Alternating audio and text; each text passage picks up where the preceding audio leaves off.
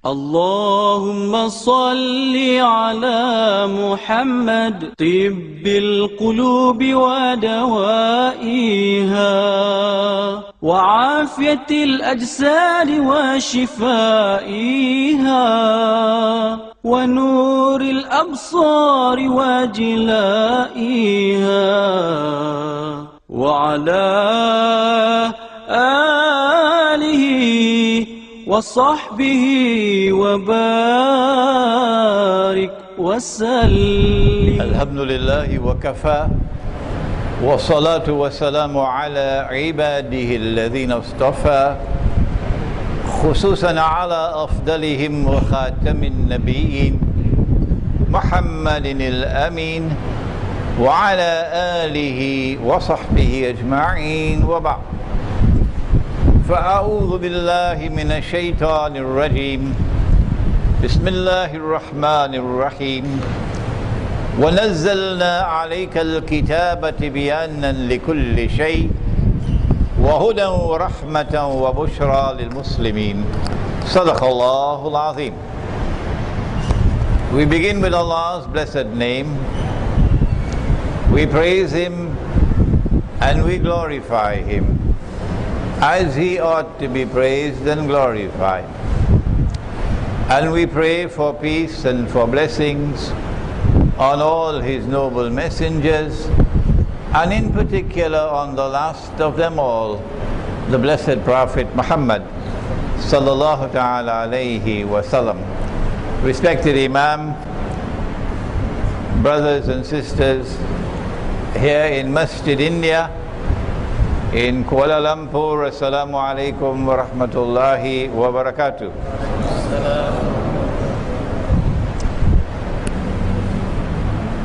It is something very strange indeed as we address you tonight on the topic of the future of Islam in India, Pakistan, Bangladesh, Kashmir.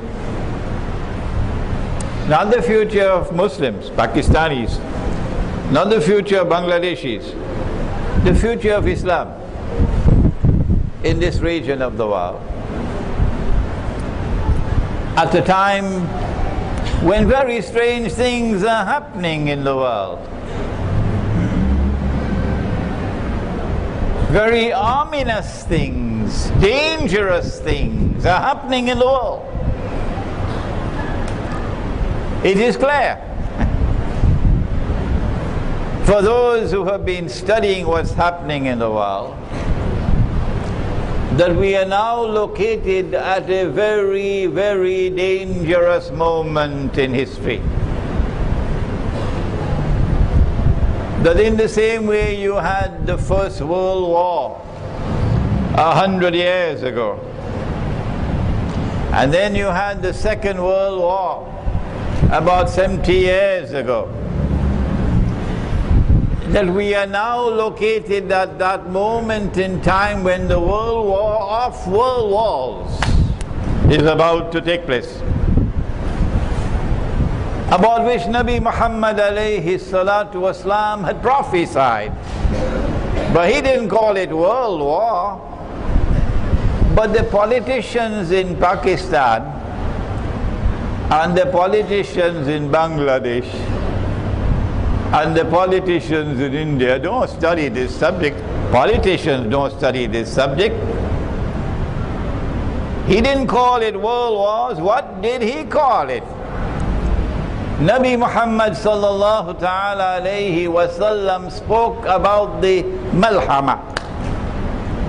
The malhama, the great war. So First World War and Second World War were only preparation for what is now about to occur. And it is going to impact on the whole world.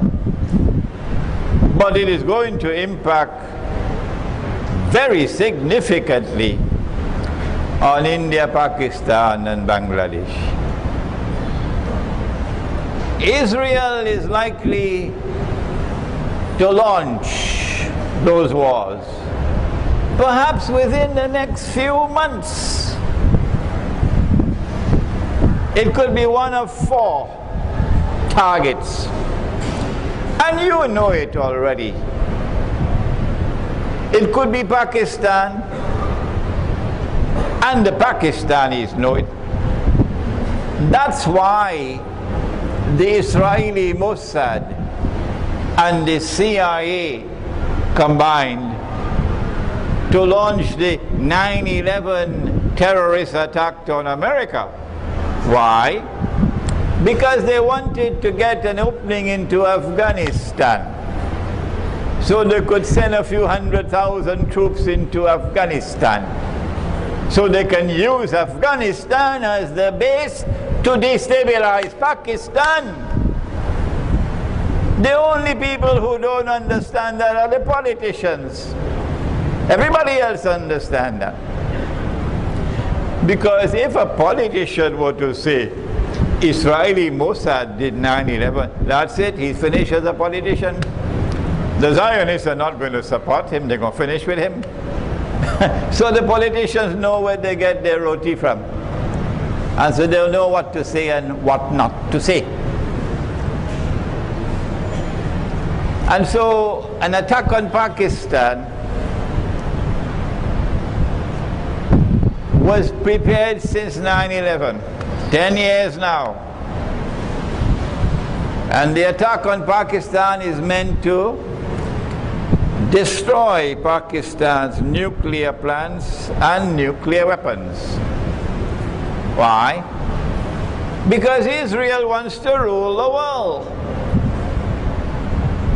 Anyone who has studied the Quran and Hadith properly would know that, because they study the subject of Dajjal. You have read my book, Jerusalem in the Quran, have you not? We have it in English, we have it in Bahasa, and I have news for you.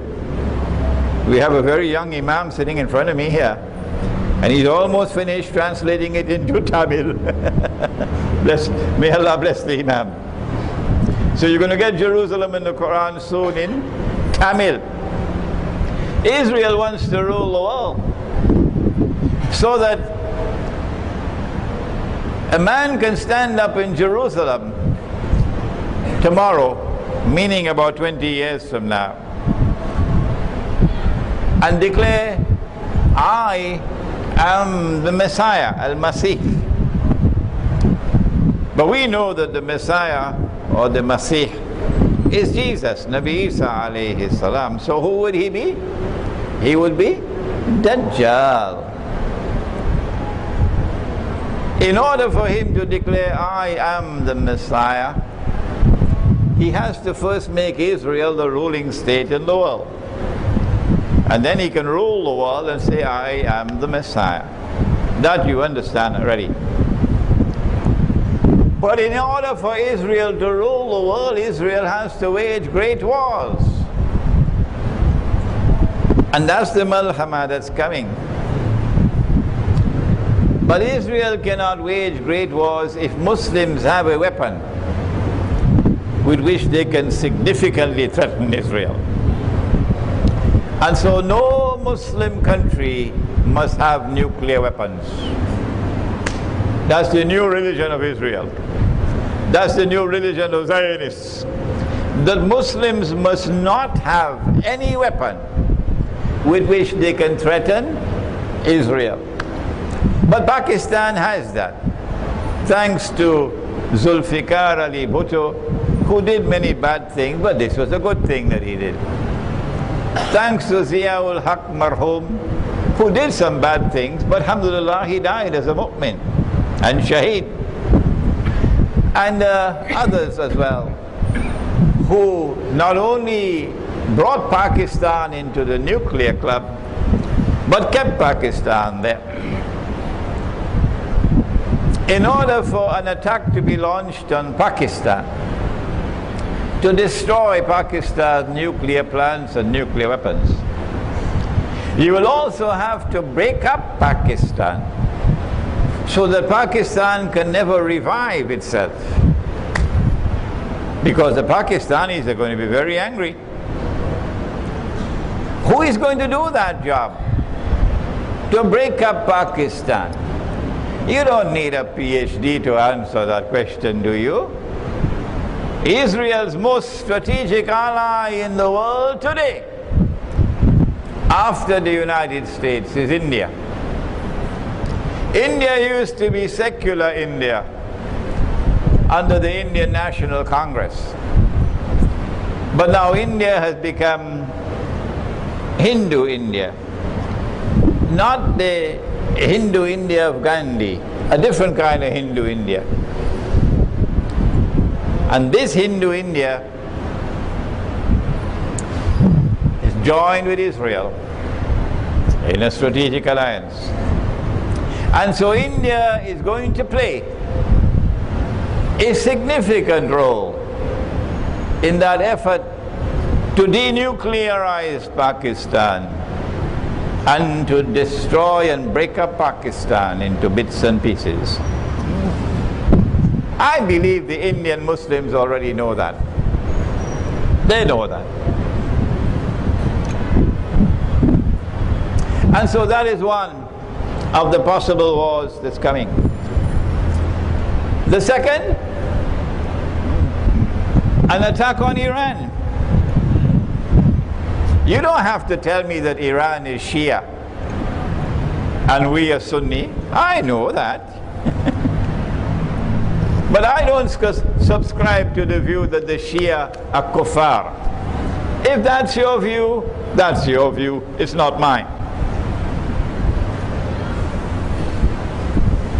And when they attack Iran, it will not be only for the possible threat of nuclear weapons in Iran. No. They have another target. And that is to remove this government. It's called regime change. Because this government in Iran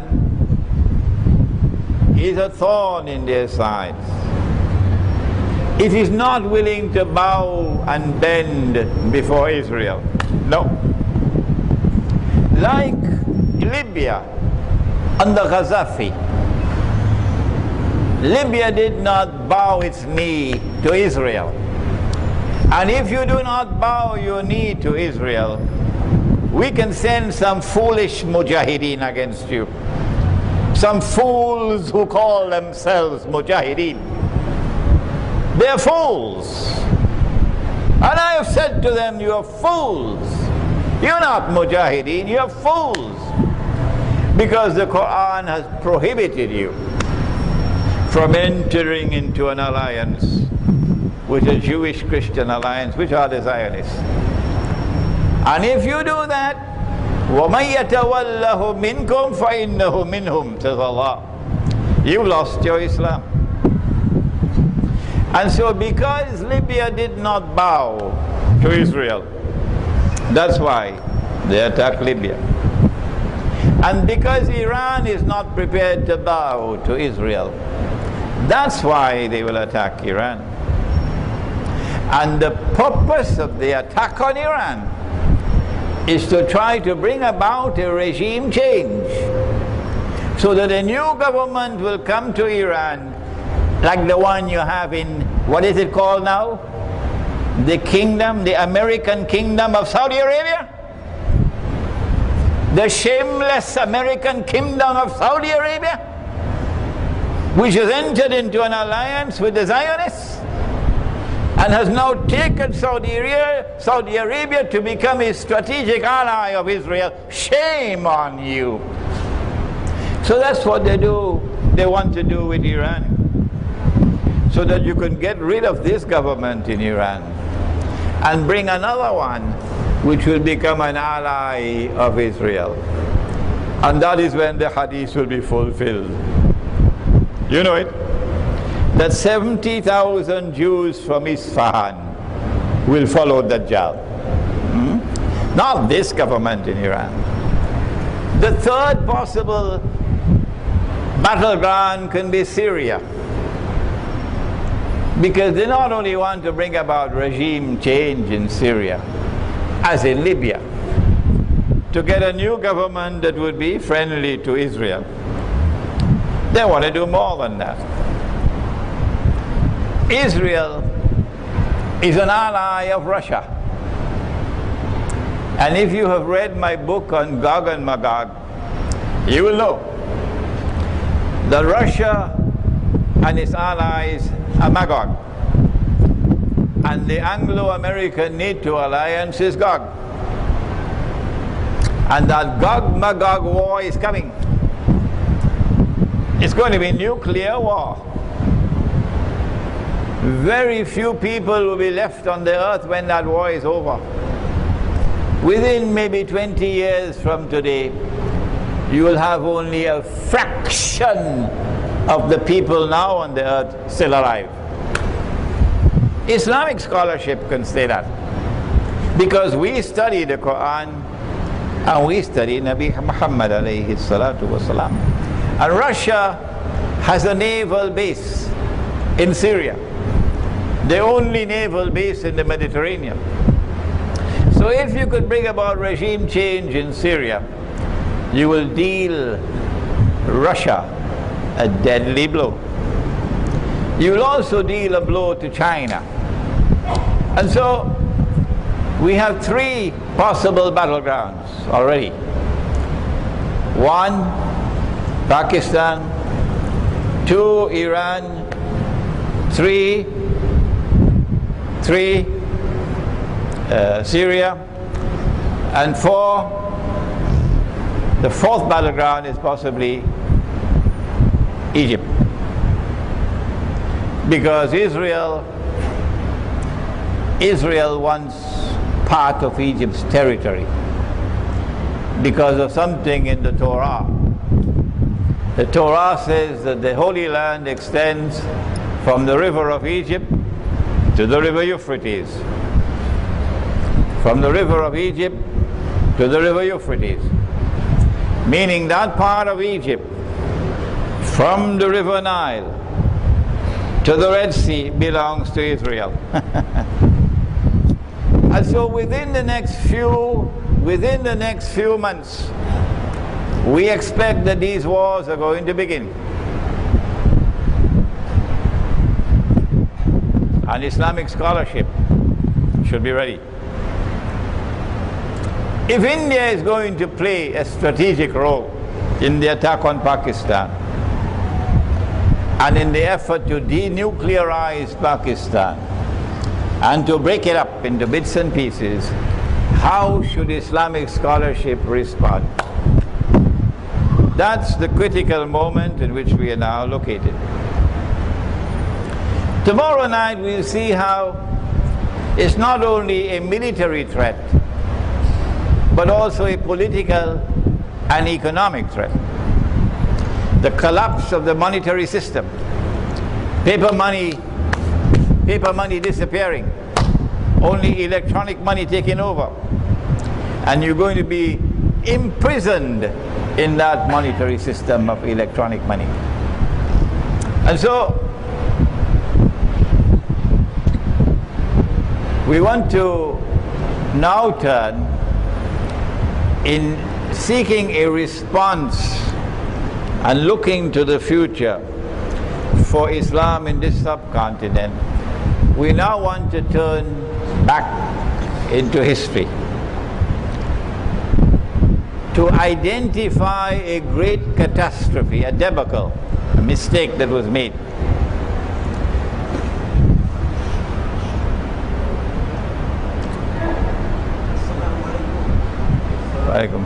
And when we recognize and understand that big mistake which was made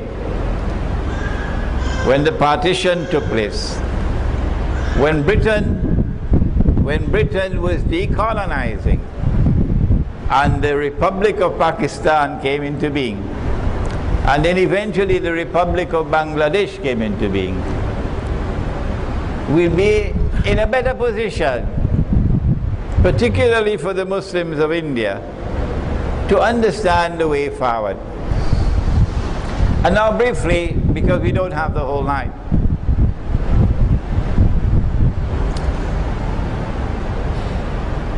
Islam gave to the world a political system.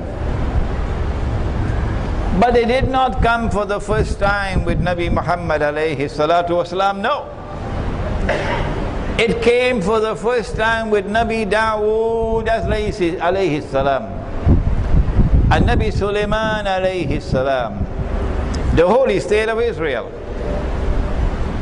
in the Holy Land. And that holy state of Israel recognized Allah as Al-Malik, the sovereign. Recognized Allah's authority as supreme, Al-Akbar.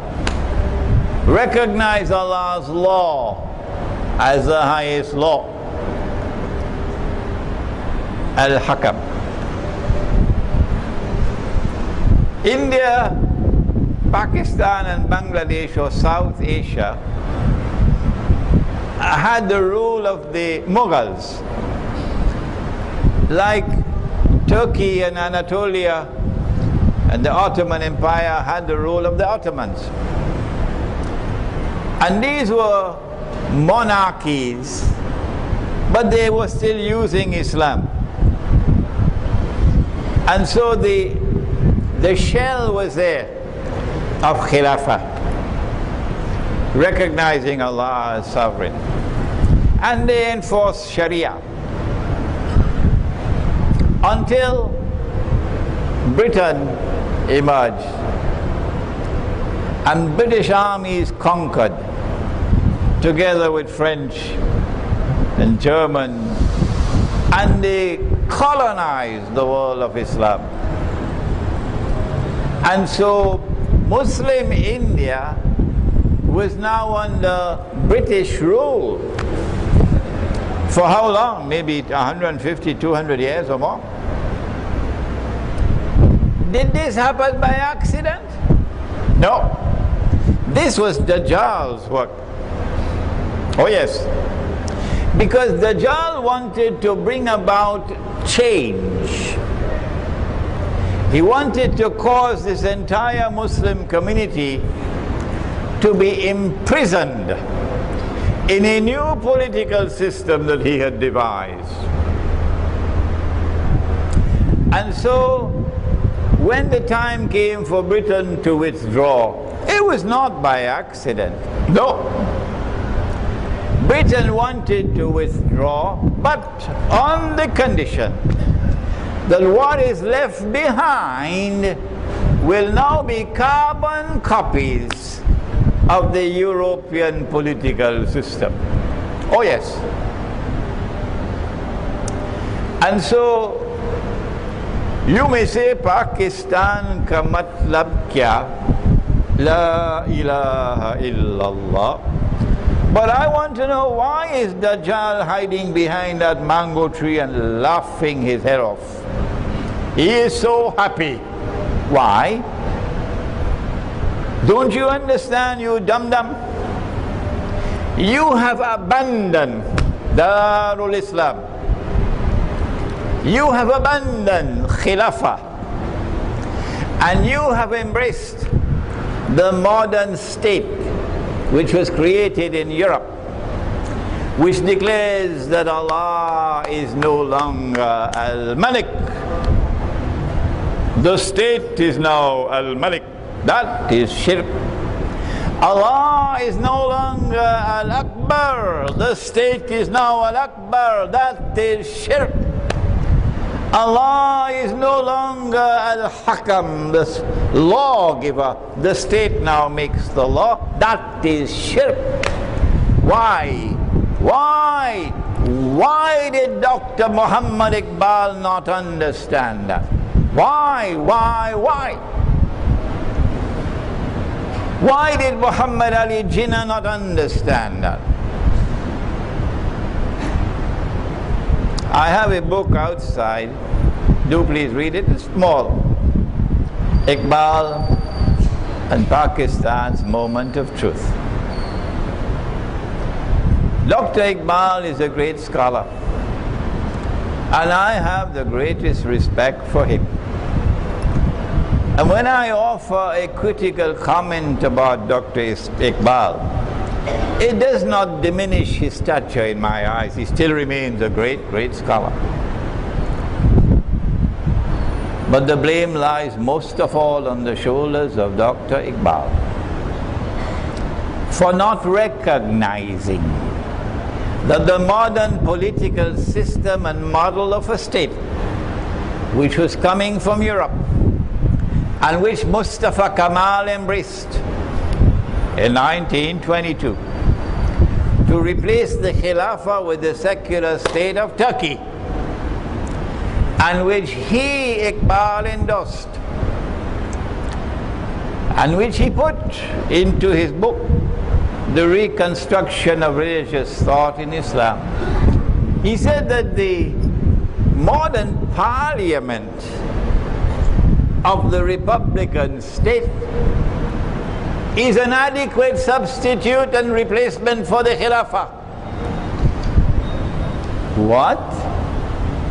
Did Iqbal say that? But that's nonsense. That the modern parliament of the secular state can be an adequate replacement for the Khilafah? That's nonsense. But because Iqbal had the stature that Iqbal had, Muslim religious thought in the whole subcontinent, illa ma sha'Allah, went along with the bandwagon to create a modern secular state called Pakistan. You can put on a pagri on the head of Pakistan. You can make Pakistan grow its beard. And you can put Pakistan in Sunnah clothes, it's still a secular state, you dum-dum. It is still a state created on the same foundations as all the other secular states in the world, regardless of what you put in the constitution, because hypocritically nobody bothers about it. And so when Pakistan came into being, Muslim India said goodbye. Muslim India said goodbye to Islamic political theory. They said goodbye to Darul Islam. They said goodbye to Khilafah. And then a new, very strange creature came into being. Never saw him before. First time in my life I'm seeing him. Something called Muslim nationalism. Huh? Never heard of it before. You know, you have German nationalism, huh? You have British nationalism, you have Russian nationalism, Qawmiya. But you don't want to use the word Pakistani nationalism. So you say we are creating this new state on the basis of something called Muslim nationalism. What rubbish! Never heard more rubbish than this. Nationalism is Qawmiya. Did they never read the Quran, those who talk about Muslim nationalism, which was a stepping stone to Pakistani nationalism, and then to Bangladeshi nationalism, Bangla nationalism, and then to Indian nationalism? بعد أعوذ بالله من الشيطان الرجيم يا أيها الناس, O mankind, إنا خلقناكم من ذكر وأنثى, we created you from a single male and a single female. وَجَعَلْنَاكُمْ شُعُوبًا وَقَبَائِلًا, and then we caused you to emerge as nations and tribes. Yes, Allah recognizes in the Quran the existence of nations and tribes. But then He goes on to say, لِتَعَارَفُوا, that your recognition of your diversity as nations and tribes should be a source and it should function positively, something by which you can identify yourselves, but not that qawmiyah should cause one person to consider himself superior to another. That's a disease. Allah goes on to say, Inna akramakum indallahi atqakum. So yes, we want you to preserve your tribal identity. We want you to preserve your identity as a nation, but not to use that as the foundation for a political system. That's wrong. Because that is superiority and inferiority. And so nationalism as a political system is not a part of Islam. And that's what they did. They created Muslim nationalism. And so when Pakistan came into being, guess what happened? When Pakistan came into being, they got Punjabi nationalism on their backs. And then they got Balochi nationalism on their backs. And then they got Sindhi nationalism on their backs. And then they got Pashtun nationalism on their backs. And the people who migrated from India to Pakistan, then they got Muhajir nationalism on their backs. So Pakistan broke up into so many different nationalisms. And then you had the rivalry between nationalism on this side and Bangla nationalism on that side, leading to the birth of Bangladesh. And so, if there is a future for Islam in that part of the world, it will be a future only for those, not for the part-time Muslims, and most certainly not for the politicians. If there is a future for Islam in India, Pakistan, Bangladesh, Kashmir, it will be a future only for those who can make tawbah and step away from the modern secular state and step away from its shirk and its nationalism and return to the struggle for khilafah and return to the struggle for Darul Islam. That is the debacle that occurred about 60, 70 years ago when Pakistan came into being and then Bangladesh came into being. If we are to step away from that debacle and return to Khilafah, the struggle to restore Khilafah, it will make the heart so happy to know that we don't have long to wait. My guess is probably only another 20 or 25 years. And Khilafah is coming back with Imam al-Mahdi. We don't have long to wait. Tell the politicians that for me. We don't have long to wait for Khilafah to come back. And when Darul Islam comes back, Mr. Politician, are you listening? When Darul Islam comes back, do you need a visa as a Muslim to go Pakistan? Would you need a visa to go Bangladesh? Nonsense. Not in Darul Islam. That is a system that has come from Europe. When you have Darul Islam, every Muslim has the right to enter. All that you have is La ilaha illallah, Muhammadur Rasulullah, and you could enter that territory. That's what's coming. But if we are to win that tomorrow, not only must we step away from Qawmiyah. You know those people say, I live for Pakistan. I'll die for Pakistan. I live for Bangladesh. I'll die for Bangladesh. Invite them to live for Allah. Invite them to die for Allah. This is Islam. That is not. There is another thing that they'll have to do. if there is to be a future. Before we come to the actual wars that are coming and how to respond, one more thing. Those who are to struggle for the future of Islam in that part of the world have to bring the believers together as a united body.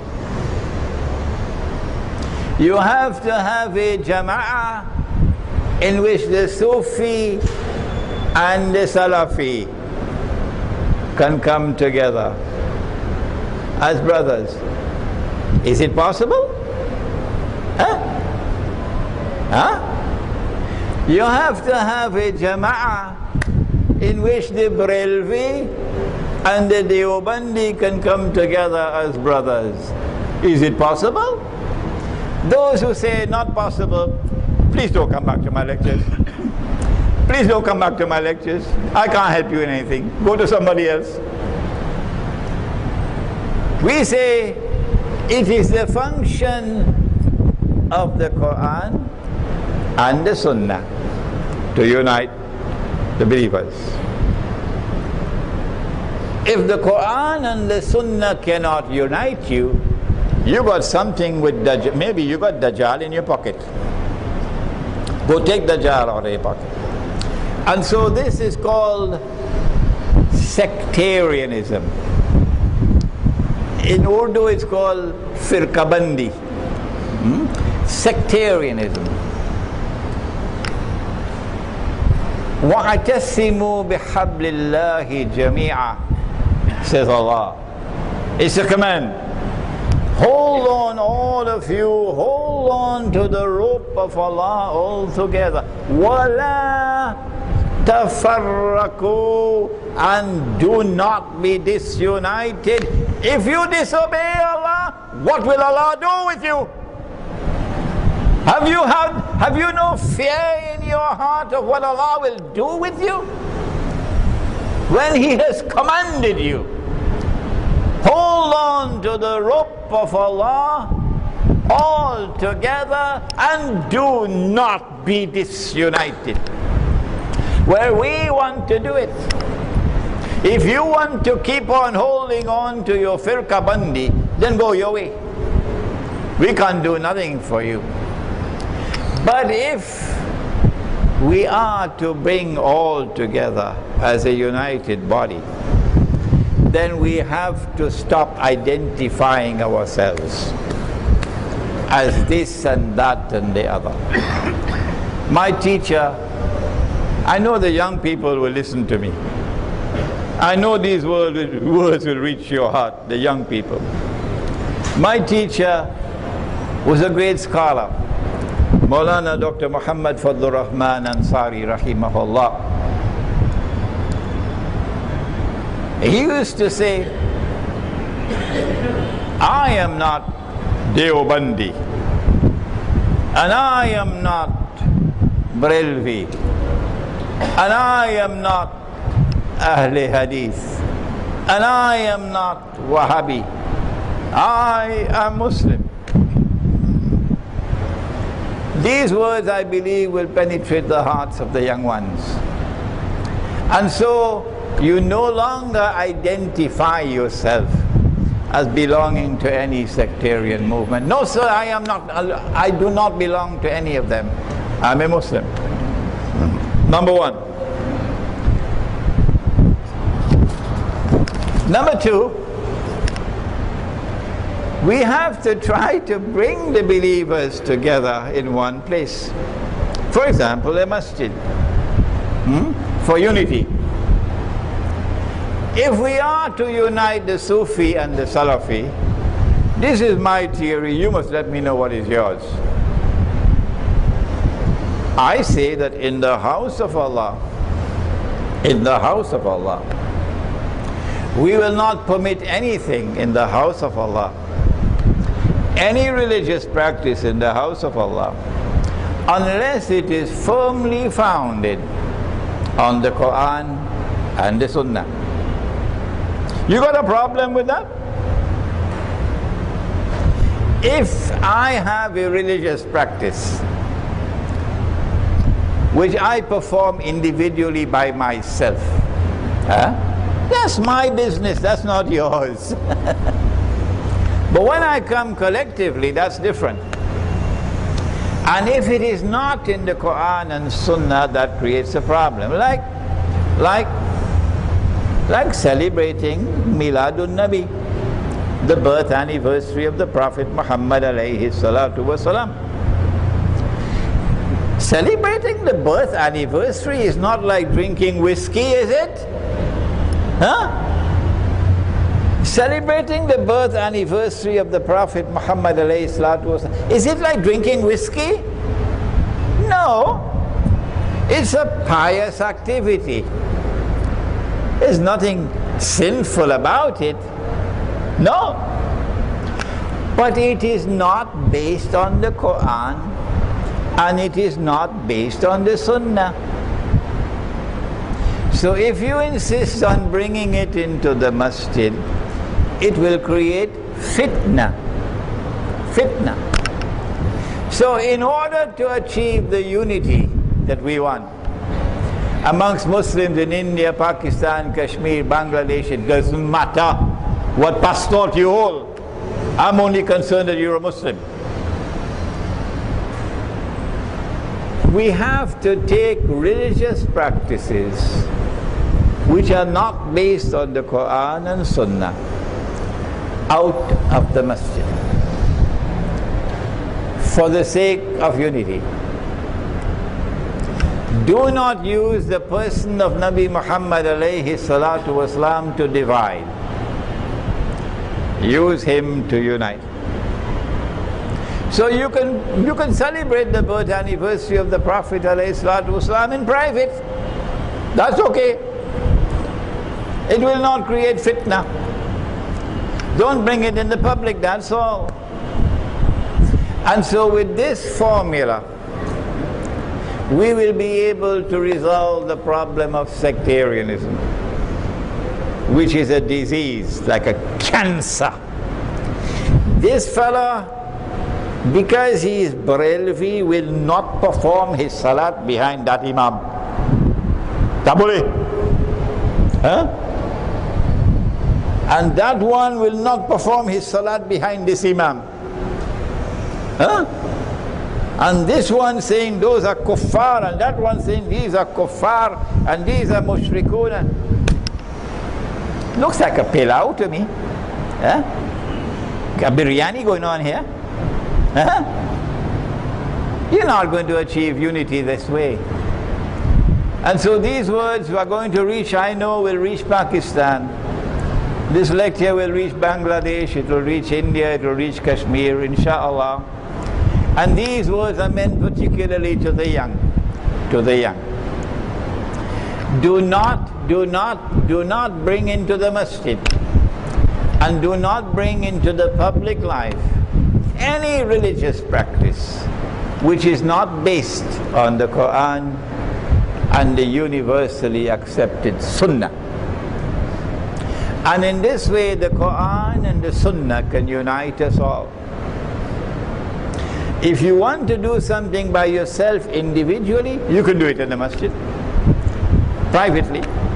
And if you want to have something privately, you can do it in your home, privately. Now then, now that we have dealt with number one, that catastrophe of abandonment of the Khilafah, abandonment of Darul Islam, an embrace of the modern secular state which came from Europe. Thanks to Dr. Iqbal, may Allah forgive him. He is the architect. Because of him, so many others were misled. We now recognize that we have to distance ourselves from that catastrophe. And the heart of the believer must return. Turn away from the secular state and turn back to Khilafah and turn back to Darul Islam. Secondly, we have to denounce and separate ourselves from nationalism. It matters not to me whether it's Malay nationalism or whether it's Punjabi nationalism. It's just as bad. It's just as bad. إِنَّمَا الْمُؤْمِنُونَ إِخْوَةٌ. We are all brothers. None is superior to the other, based on race or tribe, or based on color and size. And then we turn to sectarianism. And we said this also is a cancer. Now what do we do?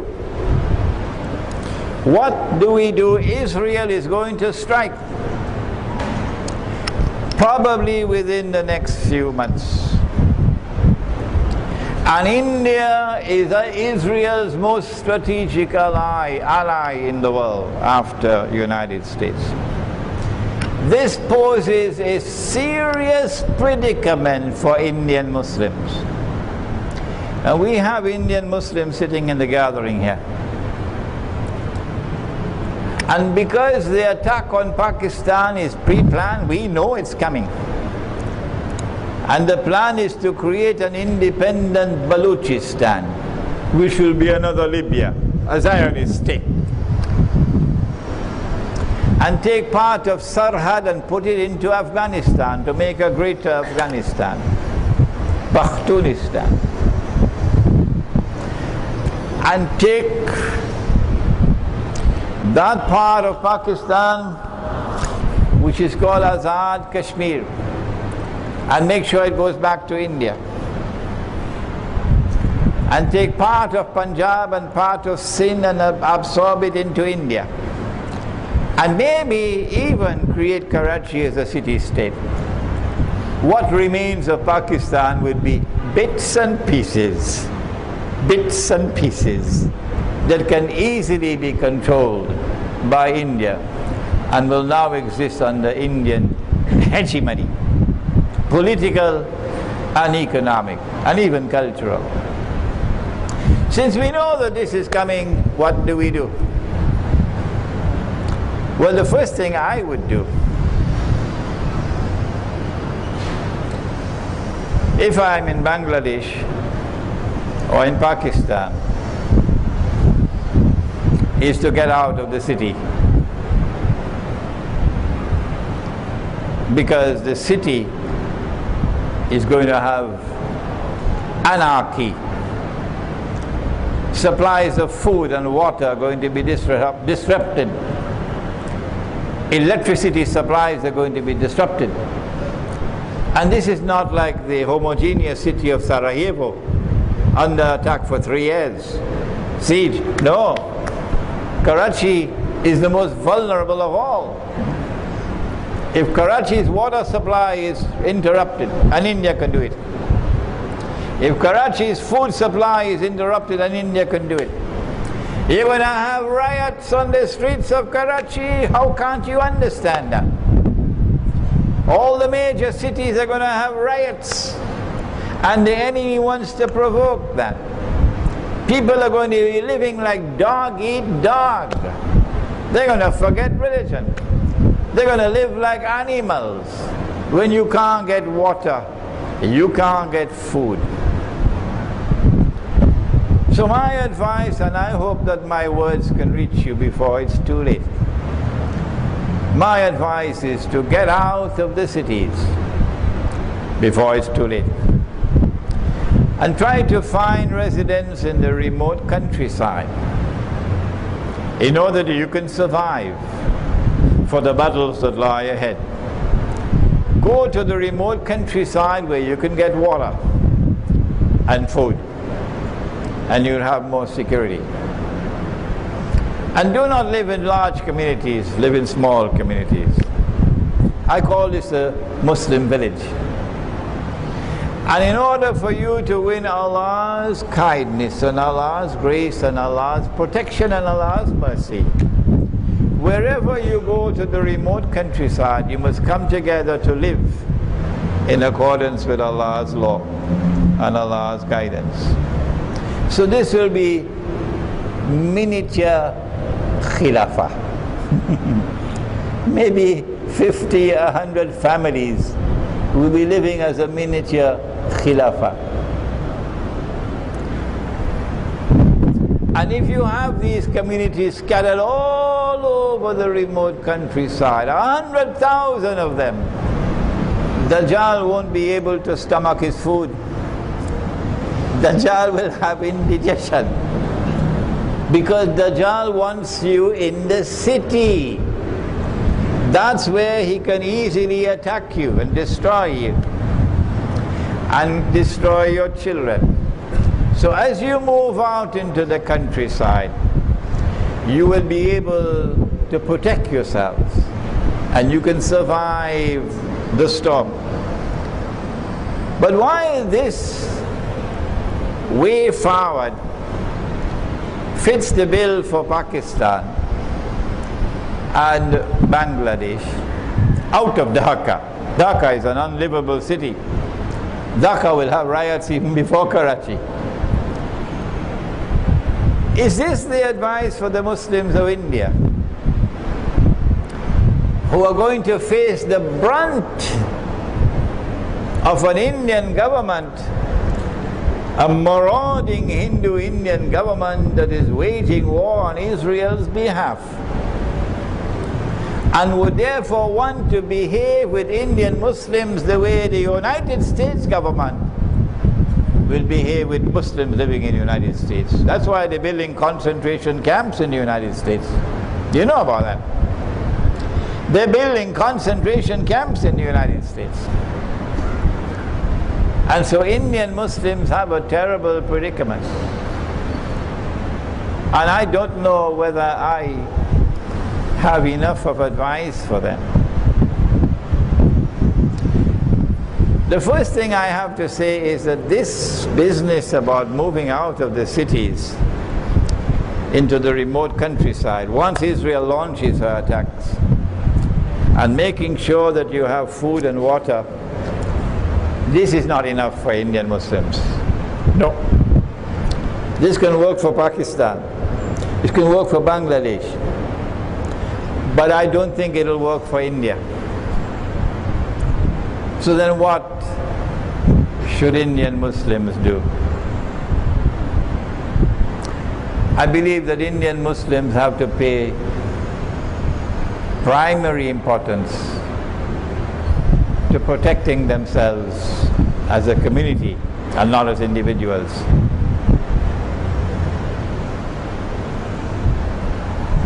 And so Indian Muslims have to come together in large numbers. Numbers which are large enough that if anyone comes to attack you, he can't come with 20 men. No. He has to come with 20,000 men to attack you. I believe Indian Muslims should get out of the big cities, yes. Because the big cities are not only going to be subject to riots, but Dajjal is going to wage biological warfare. Long time it used to be called plague. Now it's called epidemics. And the last place in the world that you want to be when biological warfare starts is in a city. Because you're going to be wiped out. Wiped out. And so I believe that Indian Muslims should try to find a way out of the big cities. Out of the big cities. But when you go to the countryside, you must still maintain a size big enough that if they were to come to attack you, to try to terrorize and to murder people, as they've done so many times in the past, you can't come with 10 or 20 or 200 people. You're going to have to come with an army of about 20,000 or more. And at that time it's going to be an armed conflict. And there are going to be many who will become shuhada. We'll now stop inshallah for Salatul Isha. And then I have a little winding up to do, and then you have your question and answers inshallah. Bismillahi awwaluhu wa akhiruh.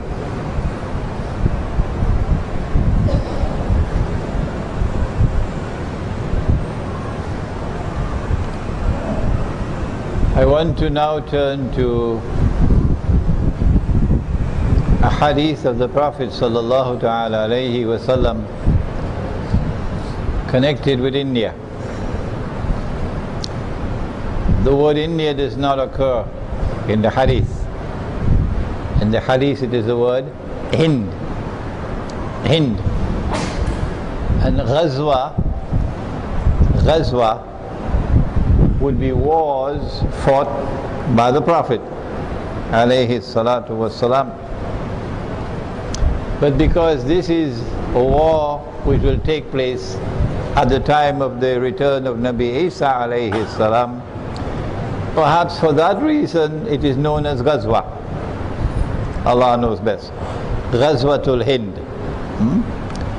That there are hadiths of the Prophet alayhi salatu wasalam, and I am not in a position to assess their strength and authenticity, that there will be an end time, meaning Akhirul Zaman, conquest of India, or conquest of Hind, not India. But there is also an end time conquest of Constantinople. Constantinople. This one is a very well-established hadith, very strong, that the Prophet said sallallahu ta'ala alayhi wa sallam that Umranu Baytul Maqdis, at that time when Baytul Maqdis or Jerusalem is flourishing like it is today under the Yahud, under the Zionists, it is re-center stage today. At that time would be Kharabu Yathrib. Yathrib or Madinatul Nabi would be in a state of desolation, playing absolutely no role on the stage of the world, not even in Islamic affairs. That's Medina today. And before I forget, I got a booklet from the printery only 2 days ago. It's only about 35 pages long, very small, easily to be read. And it is entitled Medina Returns to Center Stage in Akhirul Zaman. And that booklet is outside in English and in Bahasa. So do please get a copy. The time of the flourishing state of Jerusalem would be the time when Medina would be in desolation. The time when Medina will be in desolation will be the time when the Malhama will come. The big war is coming, where most people will die. The time of the Malhama will be the time of the Fathul Constantiniya. That Constantinople will be conquered at that time in Akhirul Zaman. So the conquest of Constantinople 600 years ago obviously could not be what the Prophet is talking about. And the conquest of Constantinople will be the time of the Khuruj of Dajjal. Khuruj of Dajjal. Dajjal's release is one thing, Dajjal's Khuruj is another.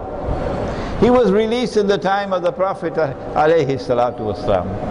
He is the mastermind of the modern political system which has paralyzed the world of Islam, imprisoned the world of Islam. He is the mastermind of the modern economy and the modern monetary system with this paper money. He is the mastermind. But you cannot see him as this time. He is not in our world of space and time. But his khuruj, when he comes out, you will now see him as a human being. And the Prophet said, alayhi salatu wasalam, you will see him as a Jew, as a young man, powerfully built with curly hair, meaning curls at the side, like the Orthodox Jews. So, we have not only the conquest of Hind, but the conquest of Constantinople. Now, when Nabi Isa alayhi salam returns, he's coming back as Hakim, to rule. So I asked last night, would he have to submit to the authority of the Security Council of the United Nations? Huh? Tell me? Huh? Obviously not. Tell them that in Washington for me. When he comes back to rule the world. which means he has to rule over the Zionists, which means he has to rule over India. India will have to submit. Hindu India will have to submit.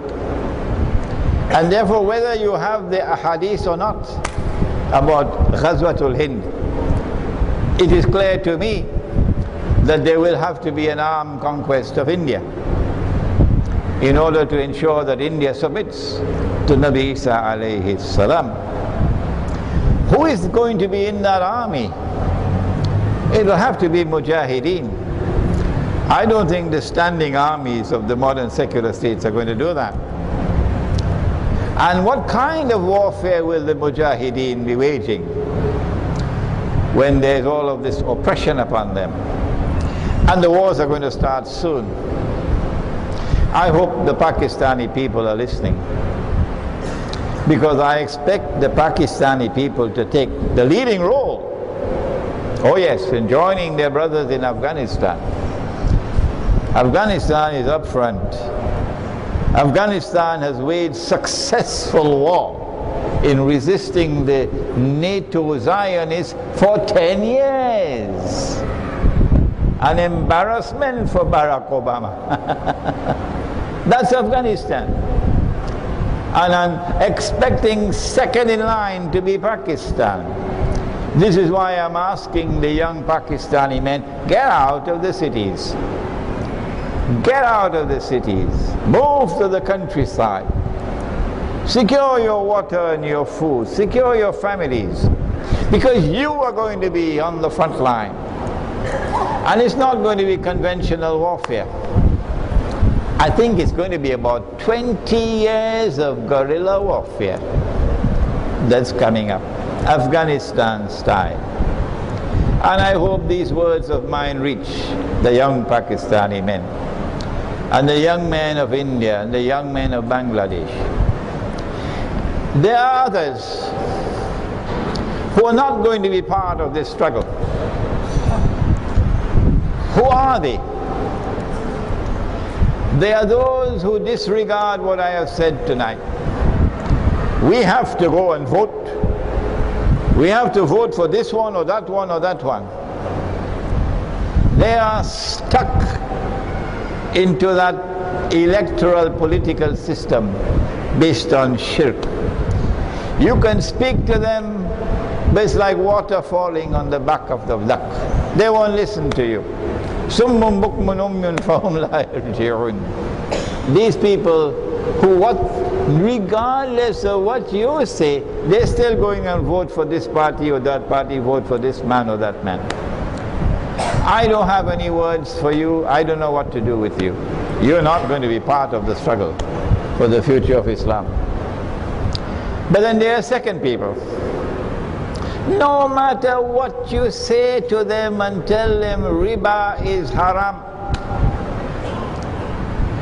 if you say to them 100,000 times that Allah's Messenger has cursed all four, and he said that they are all equally guilty, the one who lends his money on interest, when he puts his money in a fixed deposit.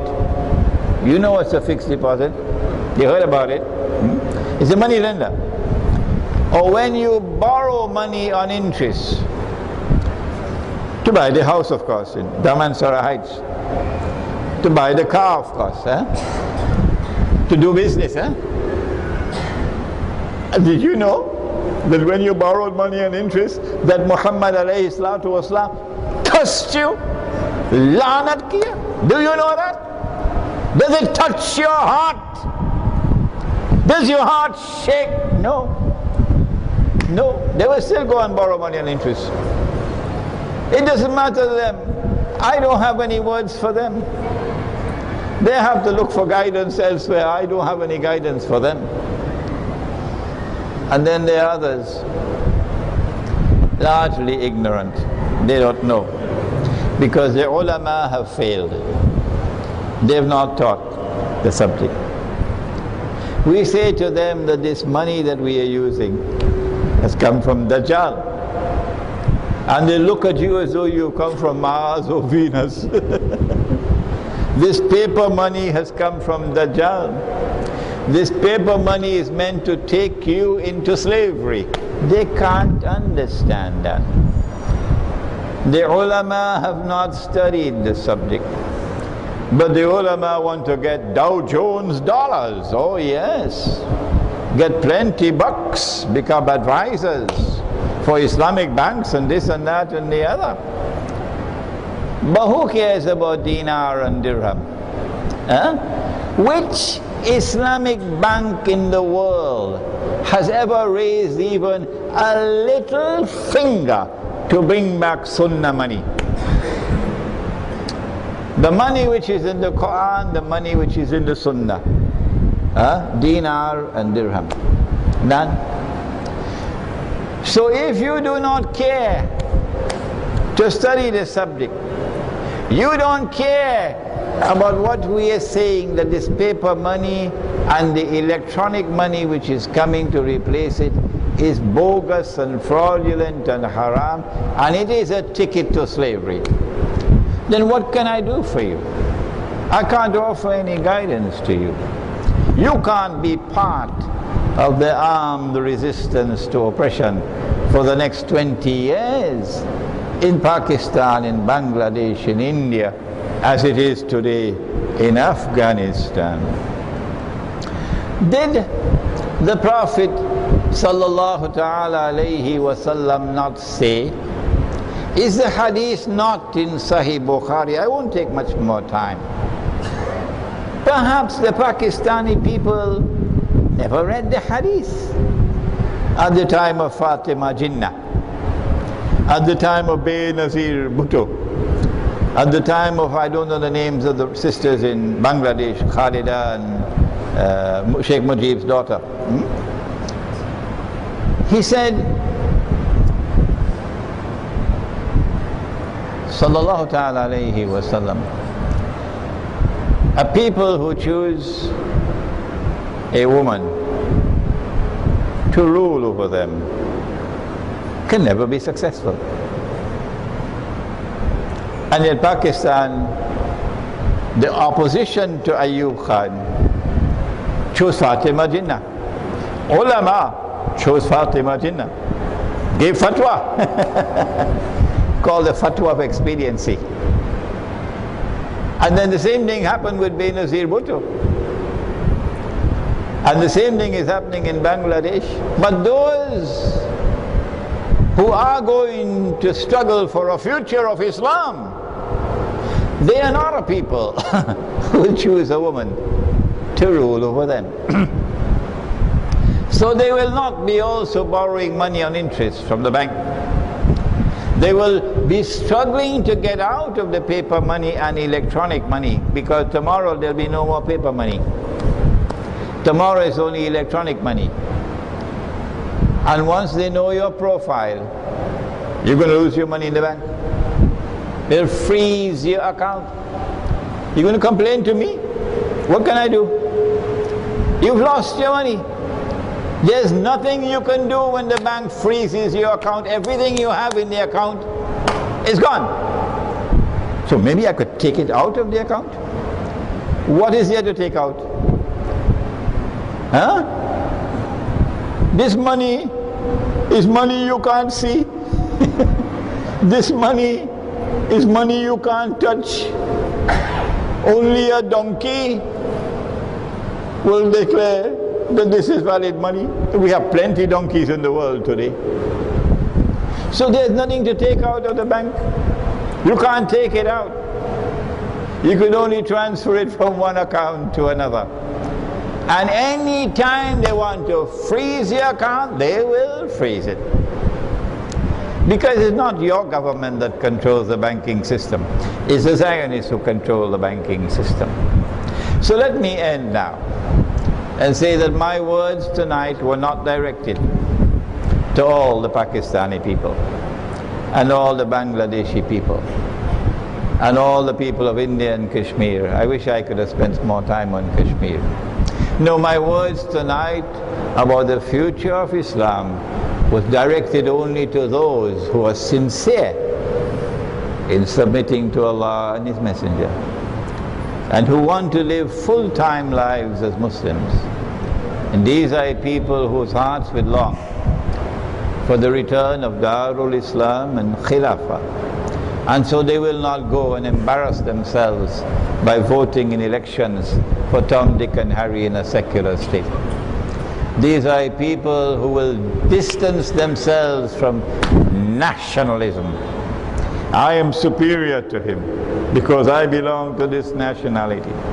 These are people who will distance themselves from sectarianism, belonging to this sect or that sect or that sect or that sect. No, I'm a Muslim. And they will turn to the Quran and the Sunnah to unite everybody, so that the Sufi and the Salafi can come together as brothers and wage a common struggle against oppression. These are people who want to bring back dinar and dirham.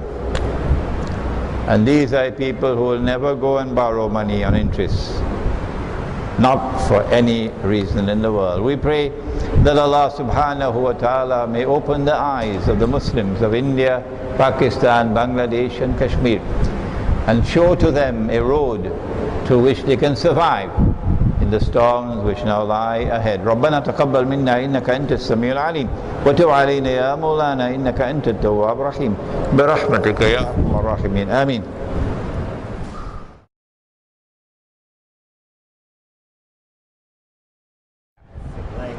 I admire very much the efforts being waged by my brothers in Hizb ut-Tahrir, because they have not abandoned Khilafah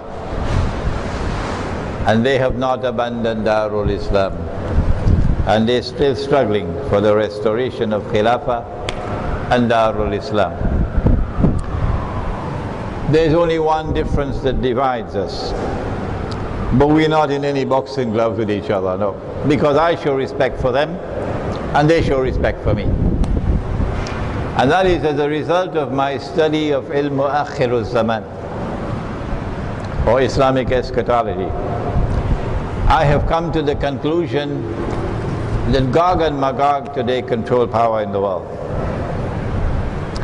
in consequence of which the only kind of war that we can wage over the next 20 years is guerrilla warfare, Afghanistan style. Guerrilla warfare, Afghanistan style, cannot bring back the Khilafah. No. The Khilafah will come back, I believe, at that time when Allah destroys Gog and Magog, Dajjal is destroyed, and Imam al-Mahdi emerge with the return of the Khilafah. That's the only difference between me and Hizb ut-Tahrir. The study of Islamic eschatology, or الزمان, seems to be neglected by our respected Islamic scholars today. Even though there are some efforts on their part to study Islamic eschatology, however, most of their works fail to build a correlation between that subject and the reality of the world today, in many respects, such as politics, economy, social aspects. Could you elucidate why this is happening and how can we overcome this problem? A very difficult question, eh? Very difficult question. I said last night at Masjid al-Ghufran that Islamic scholarship in the world today has failed, and failed miserably, to understand the reality that confronts us today and to respond to it appropriately. Fadilio, you must have heard of him, and the Murabitun, and Imran Hussein, for the last 15 years or more, in this country, we have been voices crying in the wilderness. Nobody would listen to us. When we talked about dinar and dirham, and when we tried to explain that this monetary system is bogus and fraudulent, we were in the wilderness until a secular man, he is not a scholar of Islam, is he? Dr. Mahathir? Is he? I'm not aware of that. A secular Dr. Mahathir, a few years ago, launched into a very accurate analysis of the modern monetary system and exposed it as fraudulent. And he called, not the ulama, he called for the return of the dinar. And he said, at least let us start with government-to-government trade. The only other world leader who did that was Charles de Gaulle. Two men that I know of, Charles de Gaulle and Dr. Muhammad Mahathir. Where are the scholars of Islam? Where are they? The scholars of Islam have failed, and failed miserably. One of the reasons why they have failed is because the educational system which has produced them has been inadequate. I gave a lecture in a Darul Uloom in Newcastle in South Africa a few years ago on Islam and the international monetary system. The head of the Darul Uloom was a very old man, Maulana Sima, rahimahullah, 80-something years of age, Darul Uloom, Newcastle. And Maulana Sima came and sat down right in front of me, the old man, and listened to my lectures for 2 hours on Islam and the international monetary system. And at the end of my lecture, the old man said to me, you know, we have to teach this subject in the Darul Uloom.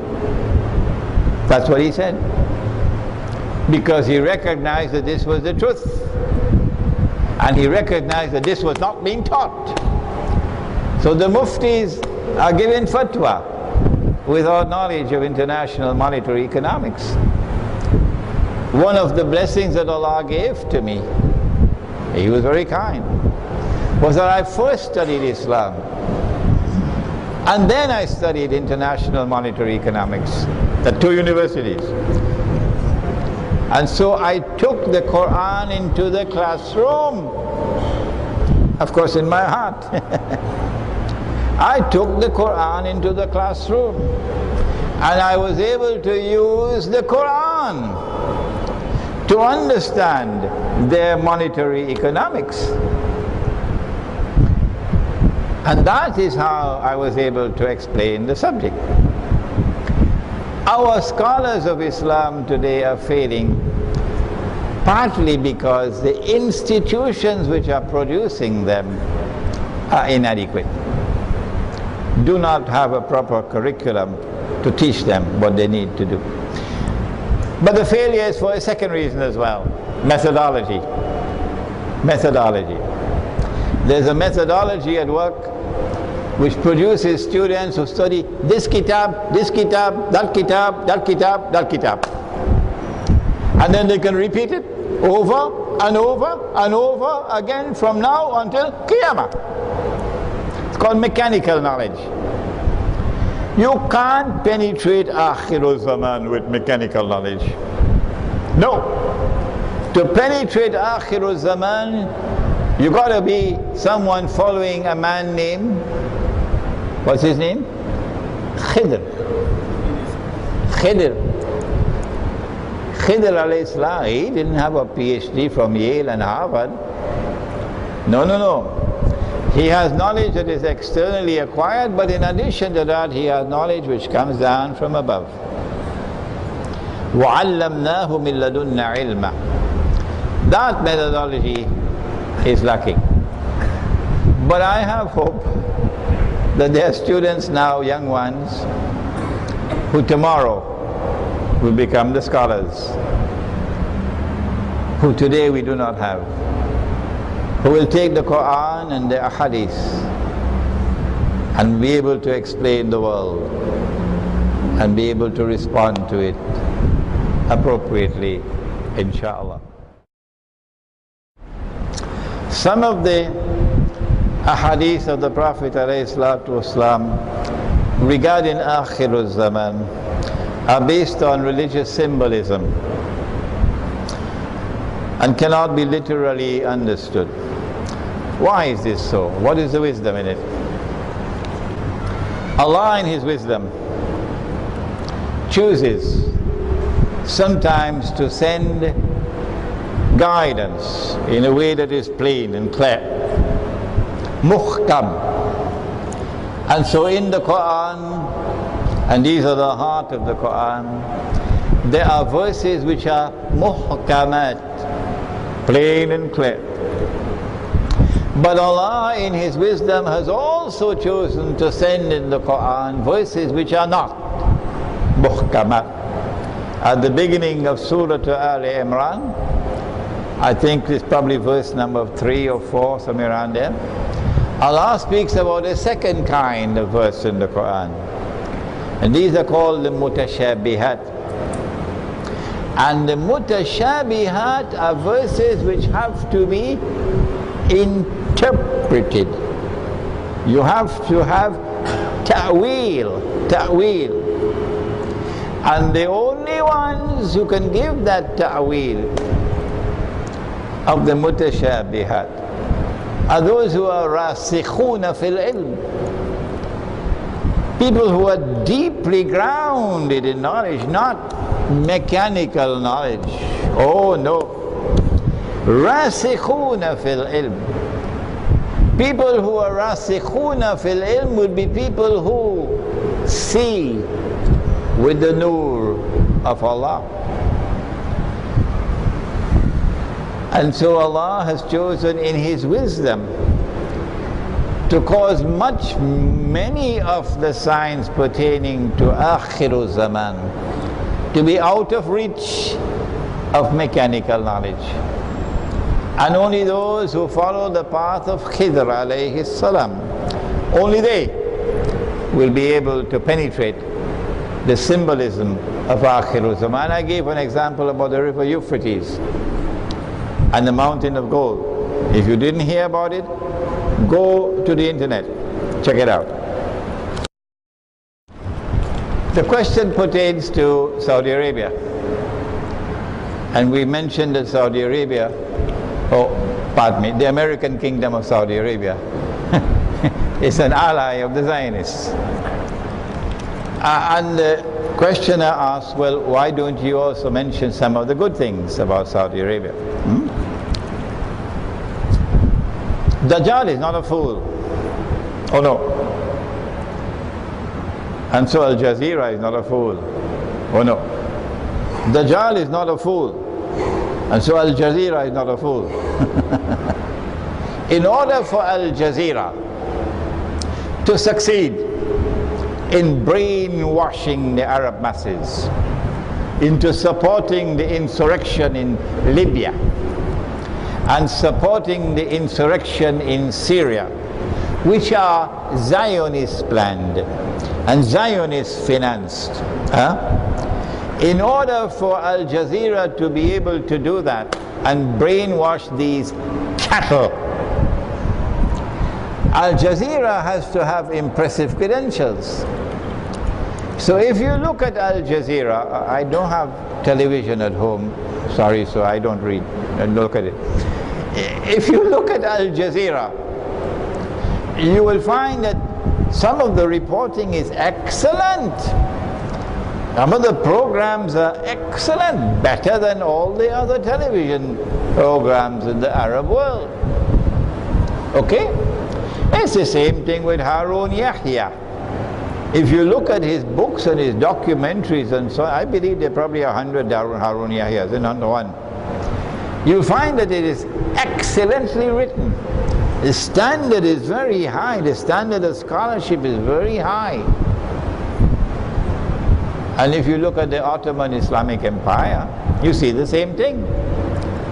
The Ottomans like Saudi Arabia. The Ottomans like Saudi Arabia. enforced the Sharia in many ways. And so we were impressed with what they were doing with the Sharia, the Ottoman Empire. But the secret is, you have to give them that 95% that dazzles them, so you can slip in the 5% of pure poison. So the Saudi regime could fool Tom, Dick and Harry, but they would not fool us. If you become an ally of the Judeo-Christian alliance, Allah subhanahu wa ta'ala in the Quran, in Surah Al-Ma'idah, in verse number 51, says to you, you have lost your Islam. That's what the Saudi leadership have done. They have lost their Islam. So they can apply and enforce as much Sharia as they want, and made Makkah look like Las Vegas. But it wouldn't save them from the punishment that awaits them for having betrayed Allah and His Messenger in a monstrously evil way. Okay, that's it. Last question. The question is, why would they want to attack Pakistan? Because Pakistan is a secular state. I answered you. I said, thanks to the effort of Zulfikar Ali Bhutto, and while he did many evil things, we must also commend him for the good that he did. And to the efforts of Ziaul Haq and others. Pakistan is today a nuclear armed state. It is the only Muslim country in the world with nuclear weapons. And the Zionists do not want any Muslim to possess weapons which can threaten Israel.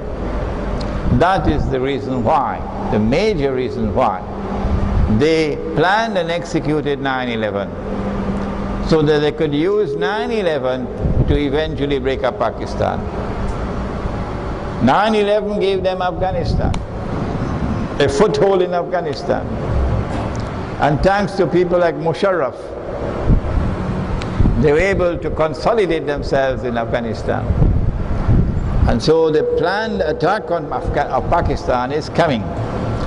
But I have confidence that the young men of Pakistan, those who have the sense to get out of the cities before it's too late, and go to the remote countryside, secure your families, secure food, secure water, so that you will free yourself to wage the guerrilla warfare that has to be waged for the next 20 years. Is guerrilla warfare, not conventional warfare. We can't face them conventionally. But Afghanistan has shown the way that you can wage guerrilla warfare successfully. And that is what the Pakistani youth will have to do. And I pray that Allah will keep these words in their hearts, that their hearts may respond with a niyyah that we are going to fight. And we're going to wage war to defend ourselves, to defend our families, to resist oppression. And we'll never bend these knees before Israel. Ameen. ربنا تقبل منا إنك أنت السميع العليم وتب علينا يا مولانا إنك أنت التواب الرحيم.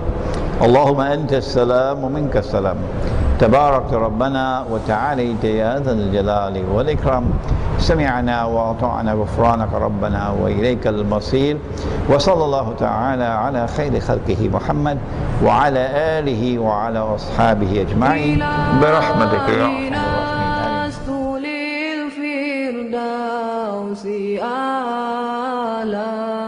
ولا أقوى على نار الجحيم. الله فهب لي توبة واغفر ذنوبي فإنك غافر الذنب العظيم. إلهي لست للفردوس أهلا